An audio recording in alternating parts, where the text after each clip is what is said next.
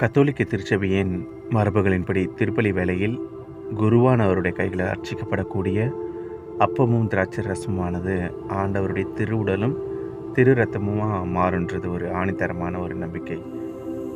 அப்பேற்பட்ட நம்பிக்கை உடைக்கும் விதமாக தான் இது போன்ற செயல்கள் உலகம் முழுவதும் இன்னுமே நடந்துக்கிட்டு இருக்கு.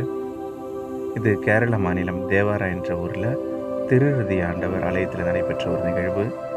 திருப்பலியில் திருவிருந்தில் பங்கு கொண்டது ஒரு நபர் அப்பத்தை பெற்றுக்கொண்டு அதை உட்கொள்ளாமல் அவரோட பல்லால் கடித்து எடுத்துகிட்டு போக பார்க்குறாரு.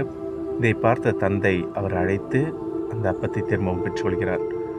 எதற்காக இவங்க இதெல்லாம் செய்கிறாங்கன்னு பார்த்தோன்னா, பிளாக் மாஸ், சாத்தான் சேவா. நம்மள நிறைய பேருக்கு இது தெரிஞ்சிருக்கும்.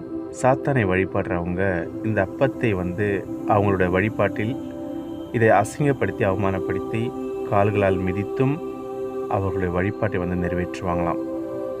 பைபிளை மிதிச்சுட்டு தான் அவங்களோட ஆலயத்துக்குள்ளேயே அவங்க ஏறுவாங்க. அந்த அளவுக்கு மோசமான ஒரு செயலில் இவங்க ஈடுபடுறவங்க. இது செய்கிறதுனால இந்த ஒரு நபருக்கு 5000லேருந்து 1,00,000 ரூபா வரைக்கும் பணம் கிடைக்குன்றது பேசும் பொருள். இன்னொரு கேள்வியும் இதில் இருக்குது. கிலோ கணக்கில் அப்பங்கள் வெளியே கிடைக்கும்போது எதுக்கு இவர் இந்த திருப்பலியிலேருந்து இதை எடுத்துகிட்டு போகணுன்ட்டு.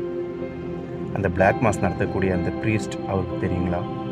குருவானவர் கையில் ஆசீர்வதிக்கப்பட்ட அப்பம் இது, ஆசீர்வதிக்கப்படாத அப்பம் இதுவென்று.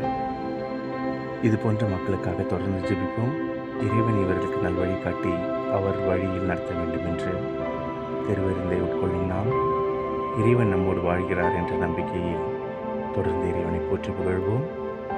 ஆமீன்.